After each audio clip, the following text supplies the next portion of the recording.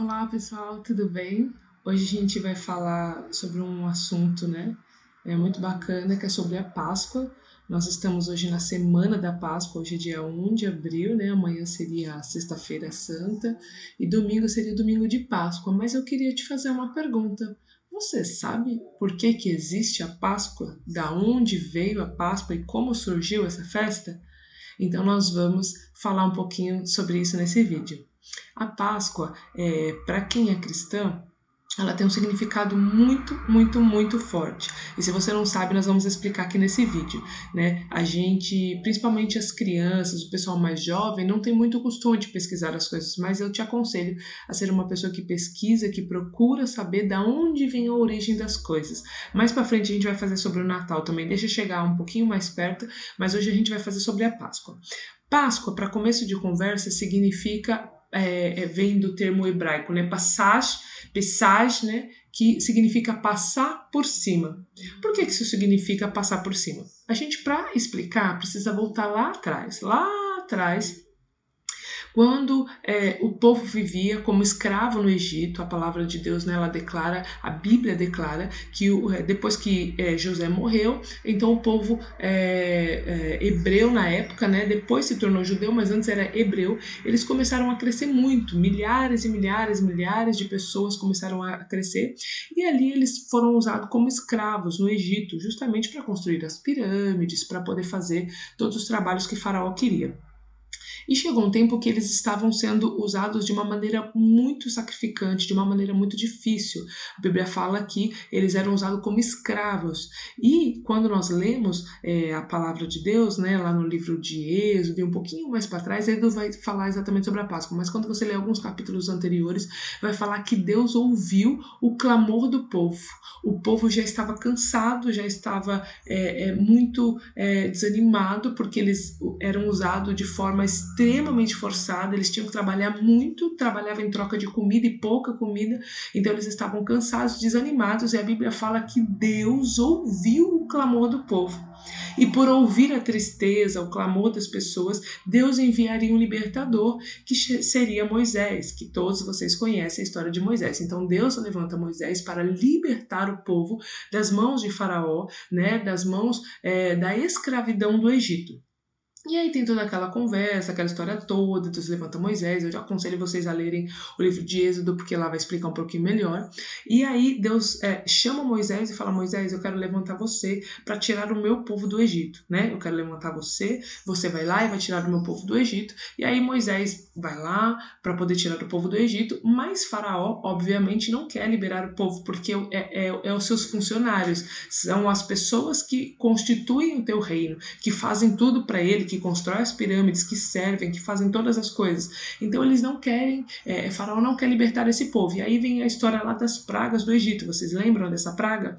Então, Deus vai mandando todos os dias uma praga lá no Egito para justamente convencer Faraó de que o povo hebreu é um povo escolhido de Deus e que Deus não quer mais aquele povo lá. Então Deus vai colocando as pragas, vai enviando as pragas, e é engraçado que quando a gente para meditar, cada praga tem um significado. Cada praga significa exatamente uma divindade egípcia, justamente mostrando para o povo de Faraó, para mostrar aos egípcios de que Deus era com o povo hebreu. Então, assim, o Beuzebu, o deus das moscas, as rãs, todas elas significam uma divindade pagã egípcia. E essas divindades pagãs que eles acreditavam que protegiam eles, como se na cabeça deles estivessem protegendo apenas o povo hebreu, porque todas aquelas pragas que atingiram o Egito não pegavam no povo hebreu, só pegava no povo egípcio. E isso deixava o povo intrigado. E aí, ao todo, foram 10 pragas, como vocês conhecem, e a última praga, que foi para dar o grande finale, era justamente a morte dos primogênitos. Eu não sei se vocês sabem, mas na cultura judaica, né, o primogênito ele tem uma importância muito grande, ele é o que toma posse de tudo, é o que herda tudo do pai, é o que tem toda a autoridade daquela família. O primogênito é uma coisa muito importante, tanto é que Deus fala para Moisés, né? Israel é o meu primogênito e eu vou cuidar do meu primogênito. Então Israel é o primogênito de Deus e Deus sabe a importância que isso tinha na cultura. Então Deus vai lá e fala com Moisés: avisa Faraó que se eles não liberarem o meu povo, eu vou lançar a morte dos primogênitos sobre eles. E aí Deus vai lá, Moisés vai lá, fala com o faraó, aquela coisa toda inútil, porque faraó não libera o povo, não quer liberar o povo, ele sempre fica naquela conversinha: não, amanhã eu libero, amanhã eu libero. A gente até brinca que amanhã é coisa de faraó, porque ele sempre prometia que no dia seguinte ele ia fazer liberações, ele ia liberar o povo e nunca liberava. E aconteceu que Deus virou para Moisés e falou: Moisés, o negócio é o seguinte, eu vou ordenar aqui algumas coisas para você e eu preciso que você passe isso ao povo. E aí Deus virou para Moisés e disse exatamente isso para ele: Moisés, à meia-noite o anjo da morte vai passar e todas as pessoas que não tiverem os umbrais da sua casa pintados de sangue, essas pessoas serão, os seus primogênitos serão mortos, tá? Não era as pessoas, a família que seria morta, mas apenas os primogênitos. Então, a ordem era de que a família pegasse um cordeiro novo, sem mancha, sem mácula, inteirinho, bonitinho, matasse esse cordeiro, assasse ele por inteiro, tinha que comer todas as partes do cordeiro e tinha que pegar este sangue do próprio cordeiro e passar nos umbrais das portas, como se estivesse selando aquela porta. E aí, quando o anjo da morte, à meia-noite, passasse sobre o Egito, eles identificariam aqueles que temiam a Deus justamente por esse sangue. Então, todos que tinham sangue nos umbrais das portas, eles não morreriam, seus primogênitos não morreriam. Ao contrário, aqueles que não tivessem teriam então a sua morte dos primogênitos destacada. Então daí vem o passar por cima, daí vem a Páscoa. Por quê? Porque é o que passa por cima. E aí a Bíblia descreve, se você ler lá no capítulo 12 de Êxodo, vai falar exatamente isso, que o povo hebreu foi livrado, né? O anjo da morte passou e todos aqueles que não tiveram sangue na porta foram mortos, né? Os primogênitos foram mortos, inclusive o de Faraó. Então, quando isso aconteceu, no outro dia, aquele alvoroço lá na cidade, no Egito, o povo estava totalmente alvoroçado, porque tinham morto os primogênitos, estavam mortos, tinham todos morridos, inclusive o filho de Faraó. E aquilo deixou o Faraó muito assustado e muito furioso. E a Bíblia fala que então eles liberaram o povo para sair do Egito. E Deus dá uma ordem e fala para eles, fala: olha, eu quero que vocês comam todo o cordeiro, não deixem nada para trás. Se um cordeiro não for suficiente para sua família, juntem famílias, dividam o cordeiro, mas é muito importante que vocês comam tudo, não deixem nada, que vocês levantem levantem pouso e saiam do Egito imediatamente, porque eu não tenho mais nenhum compromisso com essa cidade. E Deus ainda diz para Moisés assim, falando que a partir daquele dia Deus estaria mudando o calendário dos hebreus. Ali o calendário seria como se fosse mais ou menos o 7º mês. Quando aconteceu essas coisas, seriam aproximadamente o 7º mês. A Bíblia fala que quando Deus tirou o povo do Egito, quando eles saíram do Egito, Deus mudou o calendário e aquela data seria o 1º mês, o mês de Nissan. Então Deus estava mudando o calendário do povo, mostrando: a vida de vocês começa agora. É uma nova fase, é um novo momento. A vida de vocês está começando a partir do momento que vocês estão saindo do Egito, significando uma nova fase, significando uma nova passagem, né? Passar por cima. Então a Bíblia fala que aquele mês seria o 1º mês, o mês de Nissan, né? O mês em que Deus instituiria a Páscoa. E daí para frente, todos os anos, todos os judeus comemoram a Páscoa, lembrando exatamente esta passagem, este evento. Daí é a origem da Páscoa, quando Deus livrou o teu povo do Egito, matando os primogênitos e livrando os hebreus, ou todos aqueles que tinham passado o sangue nos umbrais das portas.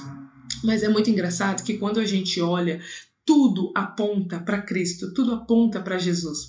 Quando a gente olha o cordeiro sem mácula, sem defeito, que Deus pediu para que o povo matasse, simbolizando a vida de Cristo, que ele morreria em troca dos nossos pecados. Quando fala do sangue nos umbrais das portas para livrar o povo, é justamente o sangue de Jesus que nos purifica do pecado, e através do sangue dele nós temos cura, né? A Bíblia fala também que eles teriam que comer pão sem fermento e ervas amargas. Inclusive, o povo judeu hoje, quem é judeu, ele tem esse costume, toda Páscoa eles comem o pão sem fermento, né, que é o pão ázimo, eles comem as ervas amargas para lembrarem os anos amargos que eles viveram no Egito, né? E hoje nós como cristãos lembramos da Páscoa exatamente lembrando de Cristo, que lá atrás Deus já estava trazendo a figura do cordeiro como Cristo, porque a Bíblia fala que ele foi morto como um cordeiro mudo, foi levado ao matadouro, que o seu sangue foi vertido na cruz do Calvário, que se a gente ligar os pontos dos umbrais das portas, até lembra uma cruz,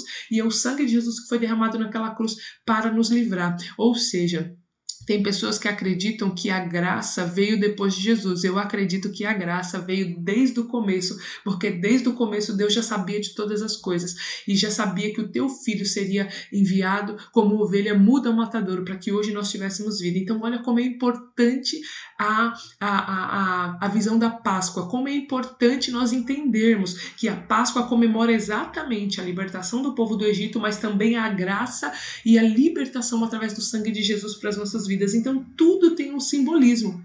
E aí a gente vê que a mitologia, a ideologia de muitas coisas vai enganando e vai tirando essas coisas, porque quando a gente fala de Páscoa, em nenhum momento a gente lembra dessa história, a gente só lembra de coelho e ovo de Páscoa, de chocolate, essas coisas todas. A gente nunca lembra do verdadeiro sentido, assim como no Natal. Quando se fala de Natal, ninguém sabe nem o que é Natal, o que é Jesus, nada, você só lembra do Papai Noel e dos presentes da árvore de Natal.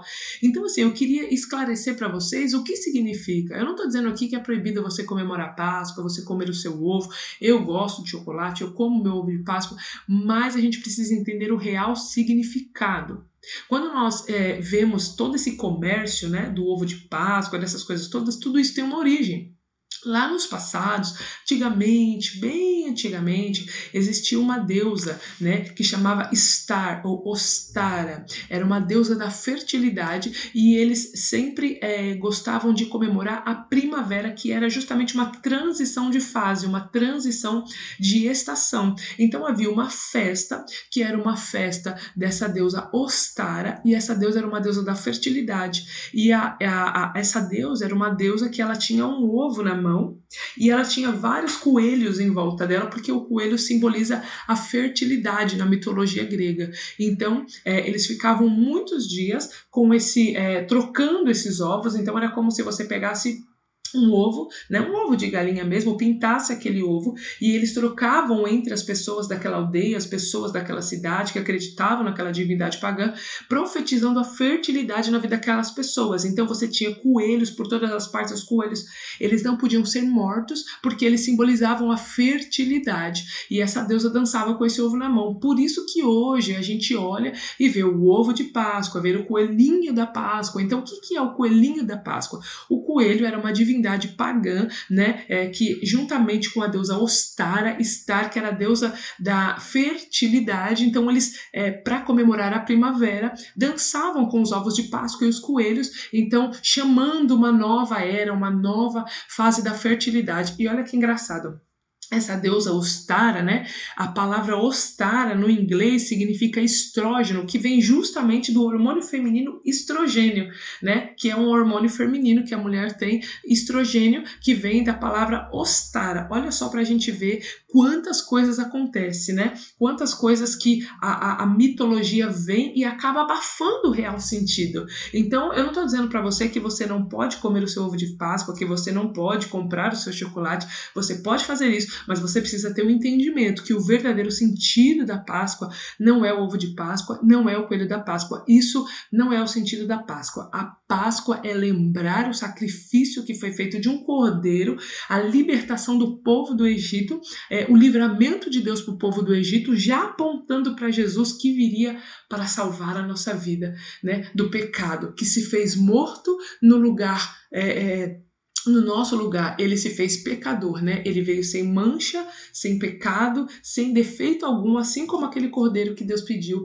para que o povo apresentasse diante dele. Então, eu queria que vocês soubessem o real significado da Páscoa. Hoje, nós cristãos não temos assim tanta essa simbologia de comer o pão asmo, de comer as ervas amargas, mas se você olhar para os judeus mesmo, essa data é muito importante para eles, eles comemoram essa data, e eles comem o ázimo, né? Eles comem as ervas amargas, eles fazem todo o ritual justamente lembrando daquilo que foi feito lá atrás, do livramento que Deus deu ao povo, porque por causa daquele livramento, hoje nós podemos comemorar a Páscoa. Então, Páscoa é isso, não é ovo de Páscoa, não é coelho, vocês já entenderam agora da onde veio o coelho, da onde veio o ovo, mas Páscoa é muito mais que tudo isso. Páscoa não é o comércio que inventaram, assim como no Natal também é um comércio, né? O real significado da Páscoa é o livramento que Deus deu ao povo do Egito, livrando eles da mão de Faraó com a morte dos primogênitos, pedindo então para que o povo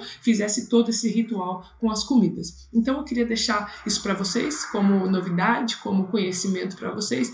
Isso é Páscoa, não aquele ovo que você come. Mas você pode comer seu ovo de Páscoa sem nenhum problema. Inclusive, se alguém quiser me doar, eu aceito os ovinhos também, tá bom? Que Deus te abençoe, fique na paz e até o próximo vídeo.